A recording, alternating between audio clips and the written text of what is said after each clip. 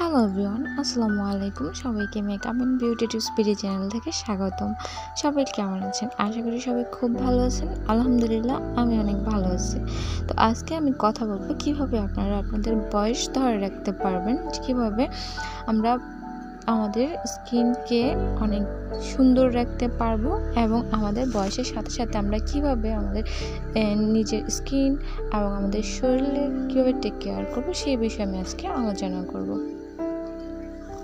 বয়স ধরে রাখার জন্য এবং আমাদের স্কিনকে সুন্দর রাখার জন্য আমাদের প্রথমে যেটা দরকার সেটা আমি বলবো হচ্ছে লাইফস্টাইল। আমাদের খাদ্য অভ্যাস, আমরা কিভাবে ঘুমাচ্ছি, কতটুকু টাইম ঘুমাচ্ছি, আশেপাশের অবস্থা, আশেপাশের পরিবেশ, মানসিক অবস্থা এবং সুস্থতা আমাদের কিন্তু ভীষণ জরুরি। আমাদের বয়স ধরে রাখার জন্য আমাদের কিন্তু অবশ্যই এই লাইফস্টাইলটাকে খুব ভালোভাবে মেনটেন করতে হবে। অনেকেই আছে যে দেখা যাচ্ছে যে মাত্র 20 বছর, কিন্তু তাকে অনেক বেশি বয়স দেখা যাচ্ছে। আবার অনেকেই আছে যে একেবারে 30 বছর, কিন্তু তাকে একেবারে অনেক ইয়াং দেখাচ্ছে, 20 বছর দেখাচ্ছে।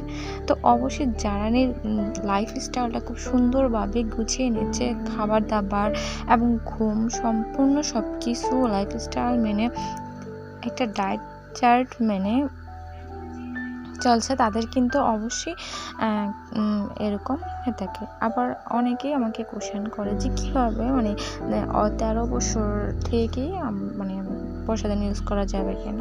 আমি বলবো কেন, এই যে সিরাম, বিভিন্ন ধরনের প্রোডাক্টস, অনলাইন প্রোডাক্টস এগুলো ইউজ করছে, এতে কিন্তু অনেক ক্ষতি হচ্ছে, অনেক কেমিক্যাল ইউজ করা হচ্ছে। 18 বছর পর্যন্ত কোনো এরকম ধরনের সিরাম, কেমিক্যাল জাতীয় প্রোডাক্টস ইউজ না করাই ভালো। 18 পর থেকে যে কোনো ধরনের মানুষ অবশ্যই স্কিন কেয়ার করতে পারবে। তো যাদের বয়স 30-30-এর পর, তাদের একদম প্রপারলি স্কিন কেয়ার করতে হবে। কেননা 30-এর পরে কিন্তু আমাদের ফেসের ভিতরে যে বয়স হয়েছে বা আমাদের যে ফেসে রিঙ্কেলস পড়ে, আমরা কীভাবে বুঝবো যে আমাদের ফেসে কীভাবে আমাদের বয়স হচ্ছে সেটা বুঝতে পারবো। আমরা আয়নার সামনে যখন দাঁড়াবো দেখতে পারবো যে আমরা তখন হাসি দেবো, আমাদের চোখের চারপাশে রিঙ্কেলস পড়ে, কপালে ভাঁজ পড়ে, স্কিনটা কেমন ঢাল হয়ে যায়। তো আমরা যখন দেখবো আমাদের স্কিনে এই প্রবলেমগুলো আসছে, তখন অবশ্যই আমাদের স্কিন কেয়ারের প্রতি যত্ন নিতে হবে, খেয়াল রাখতে হবে। আমাদের ভালোভাবে খাবার দাবার খেতে হবে, আমাদের ঘুমাতে হবে, এক্সারসাইজ করতে হবে। অবশ্যই আমাদের মানসিক শান্তিটা খুবই বেশি জরুরি। মানসিকভাবে যদি ভেঙে পড়ি, যদি সুস্থ না থাকি, তাহলে কিন্তু আমাদের বয়সের যে চাপটা আছে সেটা স্কিনের প্রতি আরও দ্রুত এসে পড়ে। তো আমরা 30-এর পর অবশ্যই আমাদের স্কিনের প্রতি যত্ন নিতে হবে। আমাদের স্কিনকে ধরে রাখার জন্য এবং আমাদের বয়সকে ধরে রাখার জন্য আমাদেরকে ভালোভাবে খাবার দাবার খেতে হবে, টাইম মতো ঘুমাতে হবে এবং আমাদের খুব সুন্দর পরিবেশে, একদম পরিবেশে থাকতে হবে, মানসিকভাবেও হবে।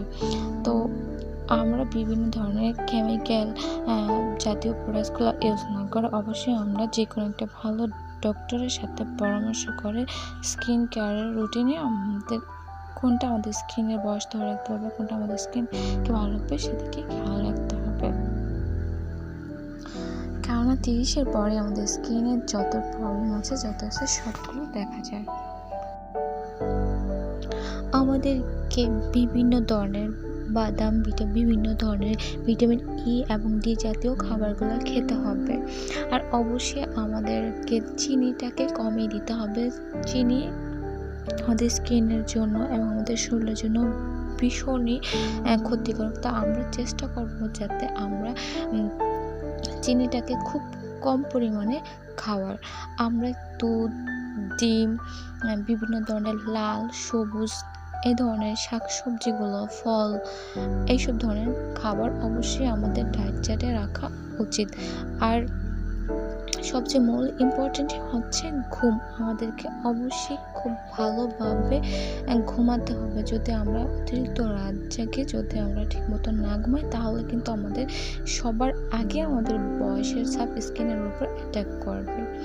তো ভিউয়ার্স, কেমন লেগেছে আমার এই ভিডিওটি? যদি ভালো লেগে থাকে অবশ্যই আমার চ্যানেলটিকে লাইক করবেন, কমেন্টস করবেন, শেয়ার করবেন, সাবস্ক্রাইব করে দেবেন। আর সবাই ভালো থাকবেন। আল্লাহ হাফেজ। Take care.